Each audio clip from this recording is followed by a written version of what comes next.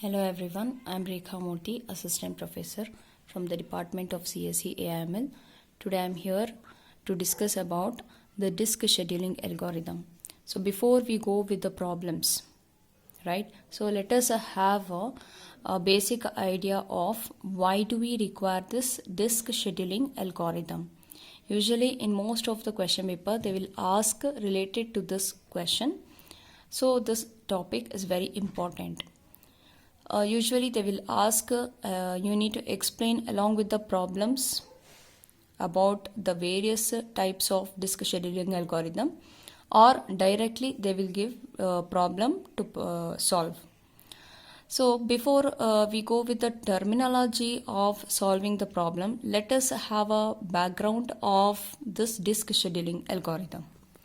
Usually in the disks there are many number of the disk. It usually resembles like this, wherein each of this disk will have the number of tracks. There will be number of tracks. So this we can call it as there are number of tracks. Right, so that track number may starts with the 0 to up to around 199, if I assume 199. Okay, it can be any number. So now for a perception I am going to consider that the number of tracks starts with the 0 to so many 199 tracks will be there. This track is again subdivided into the divisions which we call it as a sectors. So this division we call it as a sector. So in each sector we are going to see that some data will be resided. Okay, so in each track and in each particular sector we'll have going to see that the data will be stored, right? And here to read this data, to read or to write the data, we are going to have one concept called as read-write head. There will be one concept called as read-write head. That head is going to move, or it will point to which track number it is interested to accept the request, either to perform read operation or write operation. The read-write head, it may begin in between of any number of the tracks. Suppose now if we are initially considering the head is in between of 50, right? So somewhere here it may come 50 number. So from 50 to up to 199, what and all the data it is requested. So with the help of this read-write head, it is going to point to that tracks and it is performing the request. So here you can see that each of this disk will be held by a spindle. To one more disk will be arranged one below the other. So you can see that one more disk will be resided one below the other. So here you require one support. Okay, so that support we call it as a spindle. So this is what regarding some terminologies like what do you mean by read-write head, what is the tracks, what is a track request, and what do you mean by a sectors, right? So we have already come across with many other scheduling algorithm called as processor. Like you'll be having a processor P1, P2, P3, so many processes are there, right? So which process you are going to perform a scheduling depending upon to the various algorithm, first come first serve, FCFS, okay, based on the minimum burst time, that is your SJF, right? So based on the priority, that is again a priority scheduling algorithm. Like that, this is another kind of completing the track request, okay, by driving a disk. Okay, so how long does the disk will drive from 50 to 199, what will be the distance? And from 199 to 0, what will be a distance coverage to complete the request? So to complete that request, the time taken, okay, to move from one track to another track. So that time we call it as seek time. So we are interested to calculate that the track movement, that is nothing but how long the time taken for a disk to travel from one track to another track, which is called as seek time. Okay, same way here also we add a different number of times. Do you remember? That is turnaround time and waiting time. Same way here also in the disk scheduling algorithm. Right. So now under this disk scheduling algorithm, we have a different types of algorithm which you are going to study. That is in today's session about the FCFS. That is a first come, first serve. First come, first serve. Second one will be related with the SSTF, that is stands for shortest seek time. Shortest seek time first. So let's see that this algorithm is going to provide you the shortest seek time compared to the other algorithm. Okay, to complete the request by the track. Third one is the scan. So that scan is also called to be as an elevator algorithm. It is also called to be as an elevator algorithm. Fourth one, it's related with the C-scan. That is nothing but a circular scan. It is called as a circular scan. Fifth one is a look algorithm. Sixth one is a C-look algorithm. This is almost similar to that of your scan algorithm, and this will be almost looks like a similar background of the C-scan algorithm. Okay, so let us discuss one by one with a given problem.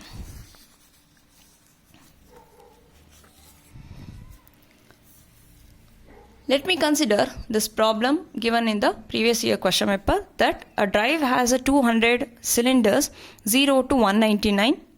Head starts at, that is read write head. Okay, that position started at a 53 to serve the request queue. These are the track request from 98, then 183. These are the different where you are going to see that in the track number 98 some data is provided and that data has to be read.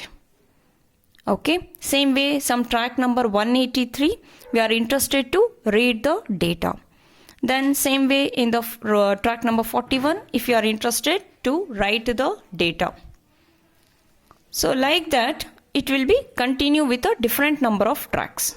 So in which track the request is provided, that has been mentioned here in the question. So only those tracks you need to consider. Now considering this, let us solve the problem one by one by using first algorithm called as FCFS. Okay, so in FCFS, the given track request, you should write it. The given track requests are 98, 183, 41, 122, 14, 124, 65, 67. And read write, that is read write head. Read write head is at 53. Read write head is at 53. Okay. So let us draw a line which represents the number of tracks. So starting initially with a 0, and they are going to say that we need to consider 200 cylinders. 200 cylinders means it will be 0 to 199. Okay. So here first they are going to see that there are you can just have you can able to mark here around this will be 53. Okay, the head number 53, and they are going to consider with all this track numbers. So you can, by default, you can just able to write what are the numbers. So this will be around 14. Okay, that is this one, 14. Okay, 14. Then you can able to see that before 53 what and all number has existed, you can, the number of tracks, you can just rename it here. So this may come around 41, right? And this will be around 50. Okay, so here on the other side you can see that it may go around 65, and this will be 67, and this will be around 122 and 124, and this will be around 183. So this is how by default you can just write down the number of the tracks given. Okay, after that you can just write down the dotted lines with the respective number of tracks. Okay, you need not to write here, don't write here, you can do in this way, right? Okay, now they started with the 53, so we are going to start with the 53. From here, since it is FCA first come first serve, means you should consider which is the first number of the track request. First number of a track request is 98. So directly from 53 to 98 you should travel. Okay, where is 98? So you can just mark here, this is your this is your around 98. Okay, number. So you can just write here from 53 to 98, right? Okay, then after that we have next request is 183. So directly you can travel from the disk to the 183 track number. Next after that we have 41. So directly from 183 to 41 you have to come to this position. Okay, right. Then from 41 to 122. So from 41 to 122. So it will be in this way. Then from 122 to 14. 122 to 14. Okay, then from 14 to 124. From 14 to 124. Next traveling is 65. 124 to 65. So it will be somewhere here. Okay, so somewhere here. Then from 65 to 67. From 65 to 67. So this is how we have traveled the disk. Okay. Now let us calculate the seek time, or you can call it as what the track movement has been done. Okay, or else you can see that you can call it as what total distance. What is that? Total distance traveled, or total disk traveled by the disk arm. Okay, so here there are different way you can say that. You can either calculate the seek time, or you can call this as the total disk traveled, total disk traveled by the disk arm, or you can call it as, this will be considered as your track movement. Track movement. Okay, now how do we calculate this? Always consider the distance between one end to the another end. Right, so here what is the highest number? 98, and this is lowest number, 53. Always take a difference between the higher number with lower number.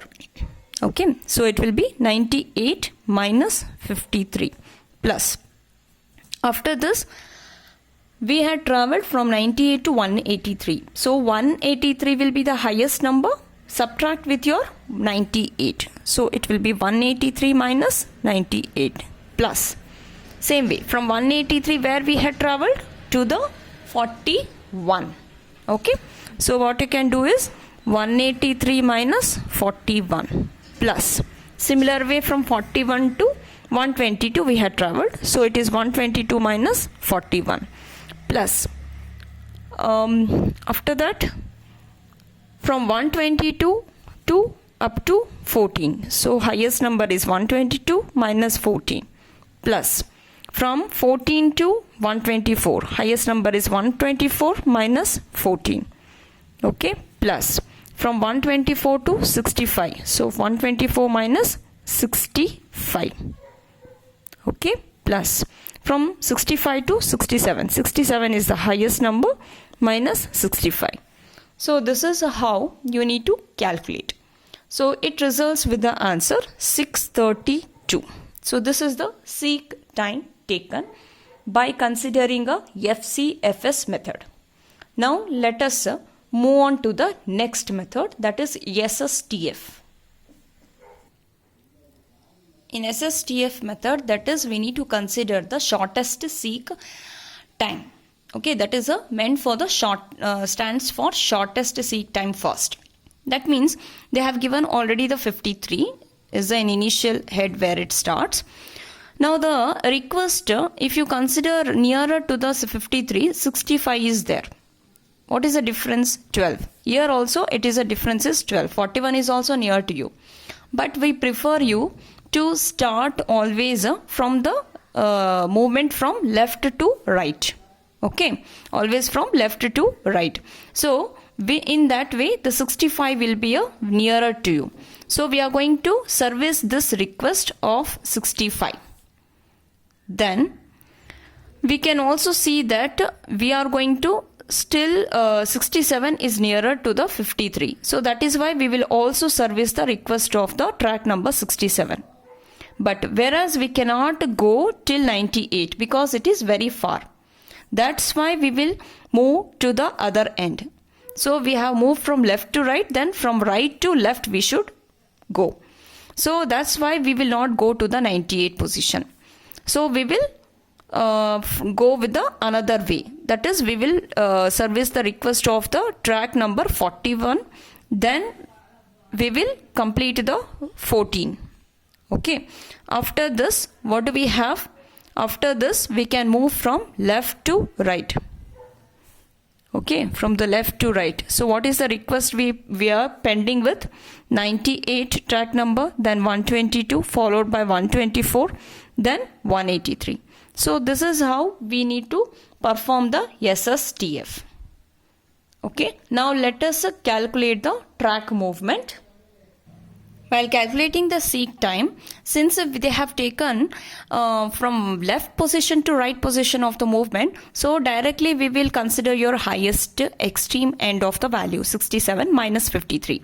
Same way, from 67 directly we can subtract with your 14. Same way, from 14 I can able to directly subtract it to the last and largest value, that is 183. So this is how in a simple way you can perform the seek time. Otherwise you can also write in detail like 65 minus 53, then 67 minus 65.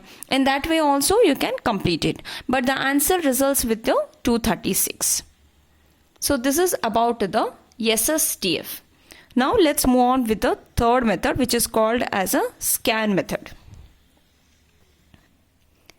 In scan method, we have to start at the head and move towards the other end, servicing the request as it reaches each cylinder until it gets the other end of a disc. Okay, so it means like if you starts with the 53, right? So here you can either move to the right side or you can move either to the left side. But when you are considering your scan method, you should consider that any one end you should completely reach to the extreme end. Extreme end positions are 0 and 199. These are the extreme end positions. So if you are going to request from the 53 to up to 41, then 14, then you have to go till the 0 point. Okay, then you should complete the remaining request onto the left to right side. If I am going to start with the 53 to the right side, then you should completely serve all this request, and after completing 183, you should go and complete with go to the other extreme end, that is 199. So either one extreme end should be completed. Okay, either one, not both, either one. Okay, now I am choosing my movement from left to right. So which extreme end I am going to cover up? My the position will be 199 will be covered. If I wish to move from 53 to the left side of a position, means I will cover only the extreme end position of 0. Is that clear? Now I'll start with that. From 53, I move on to the right side. So I will complete the request 65 position, 67, then 98, then 122, then 124, then 183. Then even though the request is not there, I'm going to complete the 199 because the rightmost extreme end position is 199. Then I will cover the other end of this. Is there any other request here? No. So we can reach to 41, then 14. So this completes your scan method. Okay, you can solve in another way also. From 53 go to 41, 14, then 0. After that, from 0 directly move on to the 65, 67, 98, 122, 124, then 183 will be the last. But in this case, what I did, from 53 to directly I wish to move to the right side. That's why the right extreme end I need to touch, then come back to the lowest value. Now let us calculate the seek time. When we are calculating the seek time, you can just directly subtract from 53 end, it is moving to the extreme end of 199. So 199 minus 53 plus from 199 it is moving to the lowest value, that is 14. So we can subtract 199 with the 14. So it results with the answer as 331. Now let us in C scan, what is the difference between the C scan and the normal scan? In the normal scan, what we had done is either one extreme end you need to touch, then complete the request, right? Whereas in C scan, we are going to cover both the ends, that is extreme end 199 also as well as 0. Okay, now let us start the drive. Go with the 65, then 67, then 98, 122, 124, 183, 199. After the touching this 199, we should go to the extreme end without completing the request, without servicing the request. We are going to drive from 199 to 0. Now you start, after reaching to this lowest end, extreme end, now you start completing the remaining request. Okay, servicing the request. Which all we are left out with the 14 and 41. Okay, this is how we should perform in the C scan method. We are going to touch the extreme end, and we can see the observation from one end. We are going to from one extreme end to the another extreme end. When you're driving that way, we should not service any request. After touching to the another extreme end, then you can service the request. Okay, now let us calculate the seek time. So in seek time, we can take a difference from the 53 end to the 199. So directly we can take a subtraction from 199 to 53. Then difference between the 199 to 0. Then from 41 to 0. So this distance if you measure, so you can get around 386. Now let us solve with a different one more method called as a look method. This is another method that is called as a look. In this look method, it is almost similar to your scan. What you had done in the scan? So in the scan we did, that is moving only in one extreme end. We moved only to the one extreme end. Okay. Then we have to come back to the lowest number of the track. We completed that job, right?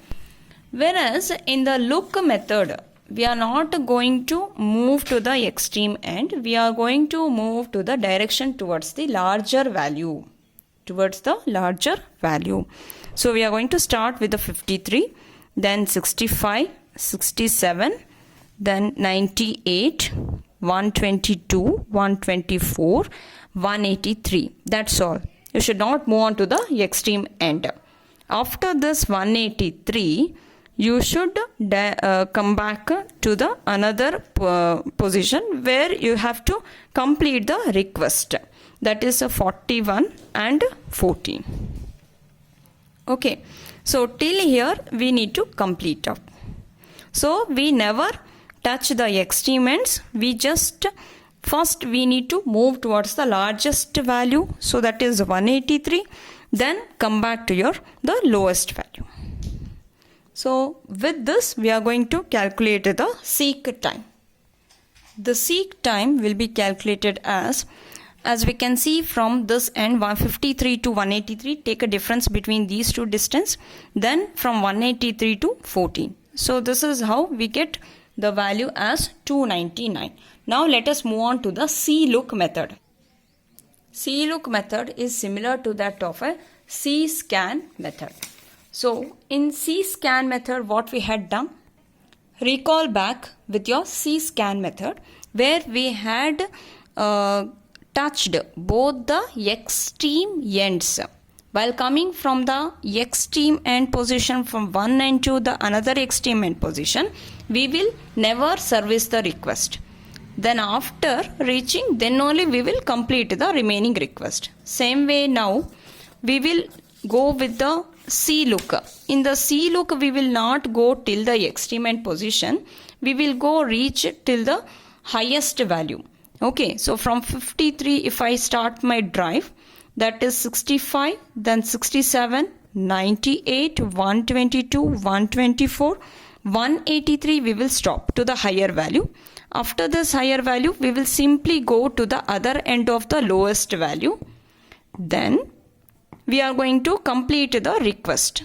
Start from 14. Then 14 onwards, do we have any other request? Only one request that we will complete off, that is 41. So this is how we complete with the C look. Okay. So let us calculate the seek time. So seek time will be given as the difference between 183 minus 53. Then plus from 183 to the lowest number 14. Then from 41 to the 14. So we get the answer as 326. This is how we completed with the C look. So what is your observation? In your FCFS, we had directly with the who came first, with that way we had completed we services the request. Okay, that is your observation in the FCFS method. In the second method, in SSTF, we had started to the head, which is the nearest value. Okay, shortest time taken. So that nearest value we had considered and traveled towards that. Then immediately we change the position, because if we consider the other end, it was very far. So immediately we shift over to the other end, which was nearest to the 53. Right. In scan method, what was the observation in scan method is, we will go to the only one end of the extreme position. Only one end of the extreme position. Then we will complete the other end of the request in scan. In C scan, what we had observed is, we should cover both the extreme end positions. Okay, while coming from the one extreme end to the other extreme end, you should not consider the request. After that only you complete your request. Okay, that is C scan. Look means you need to touch only the highest value and lowest value. That's all. Then in C look, what we have to do? Same way as your C scan. So go to the highest value. Then when you move from highest value to the lowest value, just drive. But don't do any request. But don't do any servicing the request. Then after reaching to the lowest value, then you perform the servicing. So this is how we had completed all the different way of solving the disk scheduling algorithm. Thank you. Thank you for watching this video.